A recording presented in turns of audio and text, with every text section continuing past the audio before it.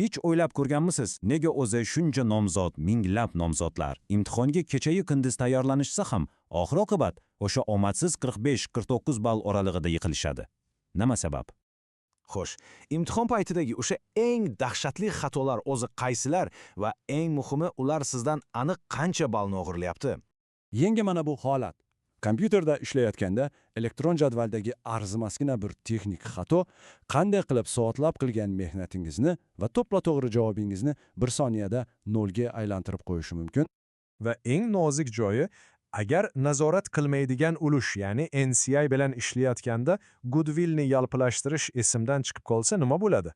Bu qanday oqibatlarga olib keladi? Agar shu savollar sizga qiziq bo'lsa, demak siz to'g'ri joydasiz. Bugun biz siz bilan aynan shu muammolarning tubiga yetamiz. Mavzumiz Deep IFR imtihonidagi 5 halokatli xato. Biz sizga nafaqat xatolarni ko'rsatamiz, balki 49 balldan 50+ ballga o'tishning isbotlangan sirlarini ham ochib beramiz. Bugungi tahlilimizda biz vaqtni boshqarishning 1.8 daqiqa oltin qoidasini, goodwillni hisoblashdagi ko'pchilik adashadigan nozik jihatlarni va nazariyani shunchaki yoddan aytib berish emas, balki uni amaliyotga qanday qilib to'g'ri bog'lash kerakligini ko'rib chiqamiz. Bu bilimlar sizni o'sha xavfli chegaradan olib o'tib, kafolatlangan o'tish balliga olib chiqishga yordam beradi. Assalomu alaykum, hurmatli bo'lajak DPFR mutaxassislari. Unday bo'lsa, keling boshladik. Demak, birinchi va afsuski eng keng tarqalgan xato bu vaqtni boshqara olmaslik. Buni bemalol imtihondagi vaqt qora tuynigi deb atash mumkin, chunki u sizning qimmatbaho ballaringizni shunchaki yutib yuboradi. Keling, vaziyatni tasavvur qilamiz. Imtihonning birinchi savoli konsolidatsiya 25 ball. Unga taxminan 55 daqiqa vaqt ajratish kerak. Lekin nima bo'ladi? Ko'pchilik nomzodlar javobi mukammal bo'lsin deb bu savolga 80, hattoki 90 daqiqa sarflab yuborishadi. Bu falokat. Yechim esa juda oddiy, lekin temir intizom talab qiladi. Vaqt tugadimi? Tamom. Javobingiz chala bo'lsa ham o'sha joyda to'xtatib, keyingi savolga o'ting. Unutmang, oson ballar sizni boshqa savollarda kutib turibdi. Mana buni esingizdan chiqarmang. Birinchi savolga me'yoridan ortiq sarflagan har 20 daqiqangiz boshqa savoldan olishingiz mumkin bo'lgan kamida 8 ballni yo'qqa chiqaradi. Bu shunchaki taxmin emas, bu imtihon statistikasi. Siz mukammal bitta javob uchun kurashib, aslida tayyor turgan boshqa ballardan voz kechayotgan bo'lasiz. Va mana o'sha mashhur oltin qoida. Har bir ball uchun maksimum 1.8 daqiqa. Buni imtihon davomidagi eng ishonchli kompassingiz deb biling. Agar shu qoidaga qat'iy rioya qilsangiz, imtihondan keyin afsus, vaqtim yetmadi deb o'tirmaysiz. Bu shunchaki bir tavsiya emas. Bu muvaffaqiyatga olib boruvchi strategiya. Endi esa keling zamonaviy imtihon formatiga xos bo'lgan juda muhim bir xatoga o'tamiz. Ikkinchi xato bu kompyuterda topshiriladigan imtihon, ya'ni CBE platformasidagi elektron jadval bilan ishlashda yo'l qo'yiladigan halokatli kamchilik. Eng katta va achinarli xato nima bilasizmi? Nomzod barcha hisob-kitoblarni alohida qog'ozda yoki kalkulyatorda bajaradi-da, elektron jadvaldagi katakchaga faqat oxirgi yakuniy sonni yozib qo'yadi. Bu juda xavfli. To'g'ri yechim esa shunday.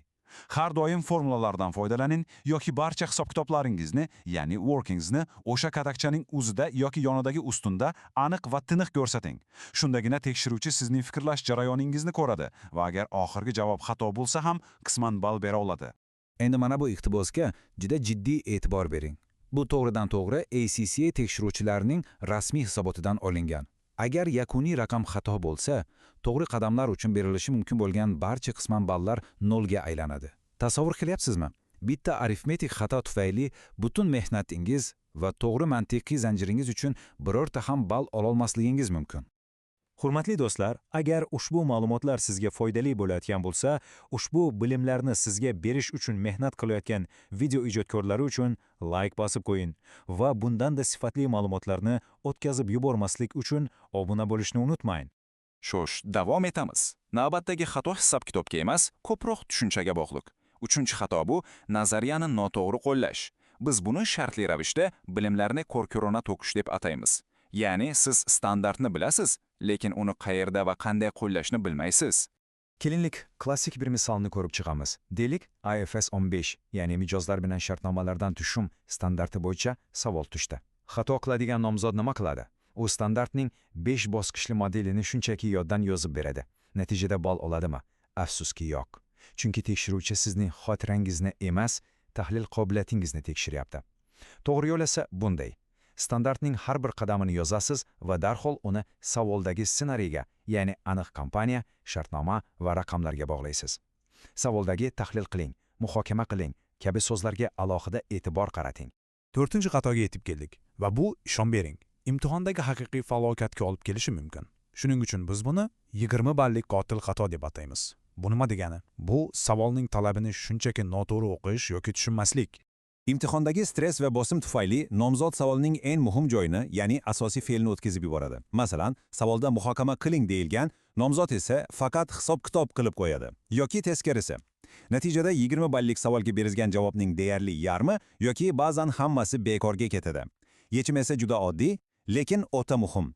Javob yozishni boshlashdan oldin savolning talabini 2 marta, zarur bo'lsa 3 marta diqqat bilan o'qing. Sizdan aniq nima so'ralyapti? Hisob-kitobmi yoki tahliliy muhokamami? Va nihoyat 5-oxirgi xatoga ham yetib keldik. Bu ancha texnik xato, lekin aynan konsolidatsiya savollarida eng ko'p ball yo'qotilishga sabab bo'ladigan mantiqiy xatolik Goodwill hisob-kitobiga oid masala. Diqqat qiling, bu yerda muammo nimada? Agar nazorat qilmaydigan ulush, ya'ni NCI proporsional usulda baholangan bo'lsa, siz topgan Goodwill faqat ona kompaniyaning ulushiga tegishli bo'ladi. Lekin qadrsizlanishni hisoblayotganda biz butun biznesning, ya'ni 100% lik Goodwillning qiymatini tekshirishimiz kerak. Ko'pchilik nomzodlar aynan shu yalpilashtirishni, ya'ni Goodwillni 100% holatiga keltirishni unutib qo'yishadi. Yechim: qadrsizlanishni hisoblashdan oldin birinchi navbatda NCI qaysi usulda baholanganini aniqlang. Agar proporsional usul bo'lsa, Goodwillni to'liq holatiga keltirib keyin hisob-kitobni boshlang. Arzimasdek tuyulgan mana shu bitta mantiqiy xato domino effekti kabi butun qadrsizlanish hisob-kitobini barbod qiladi. Natijada siz nafaqat Goodwilldan, balki saqlangan foyda va NCI balanslardan ham ball yo'qotasiz. Bu esa kamida 4 balldan 6 ballgacha yo'qotish degani. Xo'sh, keling, endi barcha o'rganganlarimizni bir sarhisob qilaylik. Ko'rib turganingizdek, GPFIR imtihonidan o'tish uchun faqat bilishning o'zi yetarli emas. Muvaffaqiyat kalitlari bu to'g'ri imtihon strategiyasida. Vaqtingizni qat'iy nazorat qiling. Hisob-kitoblaringizni ochiq-oydin ko'rsating. Nazariyani ssenariyga bog'lang va eng asosiysi, yozishdan oldin savol sizdan nima so'rayotganini qayta tekshiring. Va yakunida o'zingizga bir savol bering.